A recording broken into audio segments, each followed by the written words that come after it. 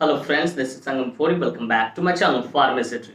Friends, in this video I am going to talk about Neogadin elixir या elixir Neogadin. So friends, without wasting any more time, we should start the video.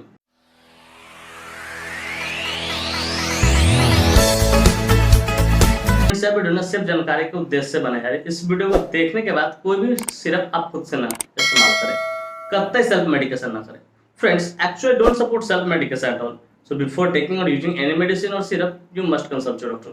कि कोई भी syrup लेने से पहले या इस्तेमाल करने से पहले आप अपने डॉक्टर से एक बार जरूर कंसल्ट करें। तो फ्रेंड्स, चलिए वीडियो की शुरुआत करते हैं। फ्रेंड्स, आज का हमारा टॉपिक है नियोगाडिन एलिक्सर। फ्रेंड्स, नियोगाडिन एलिक्सर बहुत ही शानदार, बहुत ही प्रचलित एलिक्सर है जिसका इस्तेमाल वीकनेस को दूर करने के लिए किया जाता है।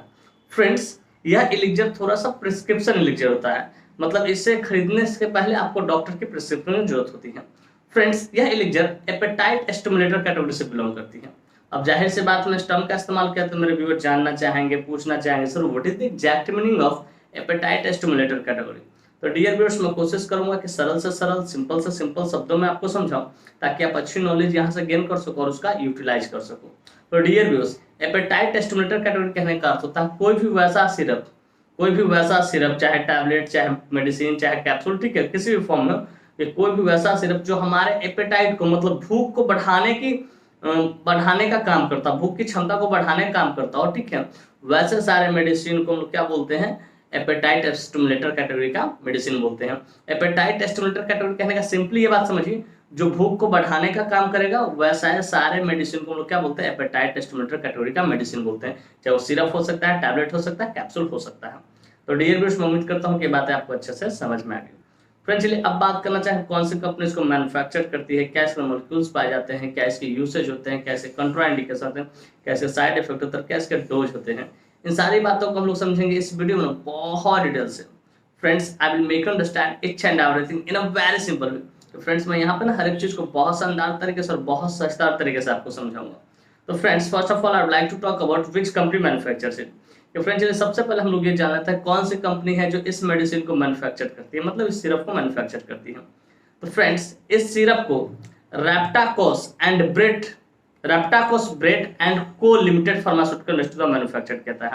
रैप्टाकोस, ठीक है, रैप्टाकोस ब्रेड एंड को लिमिटेड फार्मास्यूटिकल इंडस्ट्री द्वारा इसे मैन्युफैक्चर किया था। इसका एक बोतल 300 ml की पैकेजिंग में आती है, जिसकी कीमत मार्केट में लगभग 220 रुपए से लेकर 230 रुपए के आसपास होती है और उतने में अवेलेबल हो जाती है। फ्रेंड्स, मैं यहाँ पे एस्टिमेटेड प्राइस बता रहा हूँ, एग्जैक्ट नहीं बता रहा हूँ, अपना खुद देख लो ना, तो प्राइस हमेशा टाइम टू टाइम क्या होता है, वेरी करते रहता है, बदलते रहता है। तो डियर व्यूअर्स, मैं उम्मीद करता हूँ कि ये बातें आपको अच्छे से समझ में आ गई कि कौन सी कंपनी इसको मैन्युफैक्चर करती है। फ्रेंड्स, चलिए अब बात करना चाहेंगे इसके मॉलिक्यूल्स के बारे में कि which molecule is basically found in this syrup. Basically syrup देखते हैं, एलिक्सर देखते हैं, इसके अंदर कौन सा मॉलिक्यूल्स पाते हैं। तो फ्रेंड्स, मॉलिक्यूल्स के तौर पे इसमें बहुत सारे की इंग्रेडिएंट्स पाए जाते हैं जो कि इस प्रकार है। नंबर 1 है आयोडाइज्ड पेप्टोन। दूसरा इसमें है मैग्नीशियम सल्फेट, फिर मैग्नीशियम क्लोराइड, फिर इसमें जिंक सल्फेट, फिर है साइनोकोबालामिन, फिर निकोटिनामाइड, जिसको विटामिन B3 भी हम लोग बोलते हैं, ठीक है, निकोटिनामाइड। तो फ्रेंड्स, ये सारे जो है इसमें क्या पाया था, की इंग्रेडिएंट्स के तौर पे पाया था। एक बार मैं फिर से रिपीट करता हूँ, हालांकि डिस्प्ले पे आपको देखने को मिल रहा है कौन कौन सी चीजें है, ठीक है। आयोडाइज्ड पेप्टोन, ठीक है, आयोडाइज्ड पेप्टोन, उसके बाद magnesium chloride, magnesium sulphate, zinc, cyanocobalamin, इसको मिथाइल कोबालामिन भी बोल सकते हैं, ठीक है, निकोटिनामाइड और पायरिडॉक्सिन। बेसिकली ये सारे मॉलिक्यूल्स इसमें पाया था की इंग्रेडिएंट्स के तौर पे, और ये सारे मिलकर क्या करते हैं, वीकनेस को दूर करने का काम करता है। तो डियर व्यूअर्स, मैं उम्मीद करता हूँ कि ये बातें आपको अच्छे से समझ में आ गई कि कौन कौन से मॉलिक्यूल्स इसके अंदर पाए जाते हैं की इंग्रेडिएंट्स के तौर पे। फ्रेंड्स, चलिए अब बात करना चाहेंगे इसके यूसेज के बारे में, कहाँ कहाँ इसका इस्तेमाल किया जाता है, डॉक्टर कब इसको प्रिस्क्राइब करते हैं, किन किन डिजीज में सपोर्टिव ट्रीटमेंट पर इसका इस्तेमाल लिया जा सकता है। Friends, let us talk about the usage of this syrup, कि इस सिरप की यूसेज को समझते हैं कहाँ कहाँ इसका इस्तेमाल किया जाता है। Friends, number 1 is treatment of general weakness. अगर किसी को वीकनेस है, पतला दुबला है, कमजोर सा है, खाना पीना लग नहीं रहा, देह में भूख नहीं लग रही, पच नहीं रहा, ठीक है, तो उसको ठीक करने डॉक्टर इसका इस्तेमाल करते हैं। पर ट्रीटमेंट ऑफ वीकनेस, और थोड़ा बहुत भी वीकनेस हुआ हो तो उसको भी ठीक करने डॉक्टर इसका इस्तेमाल करते हैं। पर treatment of loss of appetite, अगर किसी को भूख नहीं लग रहा है, ठीक है, एनोरेक्सिया है, तो उसको भी ठीक करने डॉक्टर इसका इस्तेमाल करते हैं। पर ट्रीटमेंट ऑफ हाइपर एसिडिटी, अगर किसी को गैस बहुत ज्यादा फॉर्मिंग हो रहा है एब्डोमेन में, ठीक है, तो उसको भी ठीक है डॉक्टर इसका इस्तेमाल करते हैं। फिर ट्रीटमेंट ऑफ कॉन्स्टिपेशन, अगर किसी को कॉन्स्टिपेशन है, कब्जियत की शिकायत रह रही तो उसको भी ठीक है डॉक्टर इसका इस्तेमाल करते हैं। फिर ट्रीटमेंट ऑफ इनडाइजेशन, अगर किसी को खाना सही ढंग से पच नहीं रहा है, ठीक है, इनडाइजेशन हो रहा है, तो उसको भी ठीक है डॉक्टर इसका इस्तेमाल करते हैं। फिर कहता है ट्रीटमेंट ऑफ मिनरल डिफिशियंसीज, कि अगर किसी को मिनरल्स की कमी है बॉडी में, ठीक है, तो उसको भी ठीक है डॉक्टर इसका इस्तेमाल करते हैं।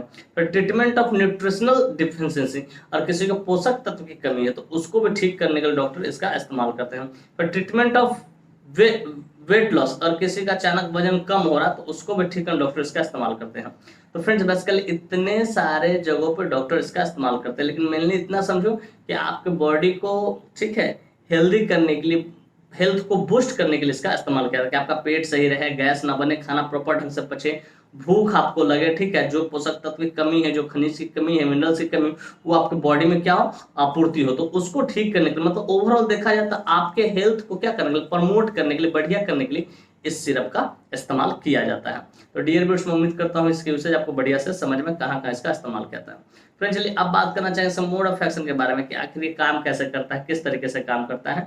तो डियर व्यूअर्स, जितने भी इंग्रेडिएंट्स है सबका अलग अलग रोल है, अपने अपने तरीके से काम करता है, लेकिन जो मेनली इसमें है उसके बारे में आपको समझा दे रहा हूँ कैसे काम करता है। तो फ्रेंड्स नंबर 1 इसमें है क्या है, आयोडाइज्ड पेप्टोन। आयोडाइज्ड पेप्टोन क्या करता है, increase the production of digestive enzyme, कि हमारे पेट में जो डाइजेस्टिव एंजाइम है उसके प्रोडक्शन को बढ़ा देता है, क्या डाइजेस्टिव एंजाइम के प्रोडक्शन को बढ़ा, ताकि अच्छे से डाइजेस्ट हो। दूसरा है मैग्नीशियम सल्फेट और मैग्नीशियम क्लोराइड, ये दोनों क्या करता है, increase the secretion of starch, starch जो होता है उसके सिक्रेशन को बढ़ाता है, अलॉन्ग विद डाइजेस्टिव एंजाइम, कि जो डाइजेस्टिव एंजाइम होता है उसको भी बढ़ाता है और साथ साथ स्टार्च को भी इंक्रीज कर देता है सिक्रेशन में। तो इस तरीके से काम करता है। बात बाकी आपको पता है पायरिडॉक्सिन का क्या, विटामिन B6 का क्या काम है, फिर विटामिन B3 का क्या काम है, साइनोकोबालामिन क्या करता है, नर्व डैमेज नर्व को ठीक है, नसों में ताकत देने का काम करता है। तो फ्रेंड्स इस तरीके से ये काम करता है। तो डियर व्यूअर्स, मैं उम्मीद करता हूँ इसको मोड ऑफ एक्शन भी आपको बढ़िया से समझ में आएगा। फ्रेंड्स चलिए अब बात करना चाहेंगे इसके कंट्राइंडिकेशन के बारे में। Friends without knowing contraindication we should never administer any syrup to anyone, कि बिना कंट्राइंडिकेशन जाने कभी भी किसी को भी कोई भी सिरप हो एडमिनिस्टर नहीं करे। हालांकि एक तरह से हेल्थ सप्लीमेंट होता है, ज्यादा कुछ इसके कंट्राइंडिकेशन नहीं होते, लेकिन अल्कोहल, ठीक है, अल्कोहल लेते समय या अल्कोहल लेने के बाद इसे न ले, या इसे लेने से पहले अल्कोहल को न ले, इस बात को बखूबी। और प्रेग्नेंट लेडी और ब्रेस्ट फीडिंग मदर में आप गायनी डॉक्टर का सलाह जरूर ले, उसके बाद ही दें। तो डियर फ्रेंड्स ये 3 ही से कंट्राइंडिकेशन थे, इस तरह कोई भी कंट्राइंडिकेशन हिस्ट्री में आप अपने डॉक्टर से जरूर कंसल्ट करें। फ्रेंड्स मैं उम्मीद करता हूँ कंट्राइंडिकेशन भी आपको बढ़िया से समझ में आ गया। फ्रेंड्स चलिए अब बात करना चाहेंगे साइड इफेक्ट्स के बारे में। फ्रेंड्स जितने भी एलोपैथिक मेडिसिन होते हैं उसका कुछ ना कुछ तो साइड इफेक्ट देखने को मिलता है, ठीक उसी प्रकार इसका भी कुछ साइड इफेक्ट जो कि इस प्रकार है। नंबर 1 है नोजिया, आपका जी मिचलाएगा। फिर वॉमिटिंग हो सकती है, आपको उल्टी भी हो सकती है। फिर डायरिया, आपका जो स्टूल है पानी की तरफ पतला हो जाए और बहुत गंदा पंजेंट स्मेल देगा, बास देगा, ठीक है। तो डियर व्यूअर्स ये कुछ इसके साइड इफेक्ट्स है। इस तरह कोई भी साइड इफेक्ट दिखे आप तुरंत अपने डॉक्टर से मिले, उन्हें इन्फॉर्म करके सर मुझे इस तरह परेशानी हो रही, तो हो सके इसके डॉक्टर दूसरे मेडिसिन को प्रेस्क्राइब किया, दूसरे सिरप को प्रेस्क्राइब करेंगे। तो डियर व्यूअर्स मैं उम्मीद करता हूँ इसके साइड इफेक्ट भी आपको बढ़िया से समझ में आएगा। फ्रेंड्स चलिए अब बात करना चाहें डोज के बारे में। फ्रेंड्स डोज हमेशा डिपेंड करता है एज पे, बॉडी वेट पे, सीविटी पे, जेंडर पे, इन सारी चीज़ों पर डोज डिपेंड करता है। लेकिन यहाँ जो मैं डोज बताने जा रहा हूँ एडल्ट के लिए बता रहा हूँ, जिनको 18+ उनके लिए 10 ml, ठीक है, 10 ml इंटू बीटी, मतलब 10 ml आपको सुबह शाम इसको लिया जा सकता है। तो डियर व्यूअर्स मैं उम्मीद करता हूँ इसके डोज भी आपको बढ़िया से समझ में आएगा। फ्रेंड्स मैं उम्मीद करता हूँ ये बातें आपको स्पष्ट तरीके से समझ में आ गया होगा कि नियोगार्डिन एलिक्सिर क्या होता है, कौन सी कंपनी इसको मैन्युफैक्चर करती है, क्या इसमें मोलेक्यूल्स पाए जाते हैं, क्या इसके यूसेज होते हैं, क्या इसके कंट्राइंडिकेशन होता है, क्या इसके साइड इफेक्ट होता है, क्या इसके मोड ऑफ एक्शन होता है, क्या इसके डोज होते हैं। और साथ ही साथ मैं ये भी उम्मीद करता हूँ कि मेरी यह वीडियो काफी इन्फॉर्मेटिव, काफी इंटरेस्टिंग, काफी जबरदस्त लगी होगी आपको, और मेरे इस वीडियो से आप लोग बहुत कुछ सीखने को मिला हो। फ्रेंड्स बाकी में मेरी वीडियो इन्फॉर्मेटिव इंटरेस्टिंग लगी। Friends if you find this video informative interesting, hit the like button, subscribe my channel, and don't forget to share it with your medical friends and common friends. Thank you for watching this video. Bye bye, take care, फिर मिलते हैं next video में। तब तक स्वस्थ रहिए, मस्त रहिए, ख्याल रखिए अपना, अपने परिवार का। थैंक यू, धन्यवाद।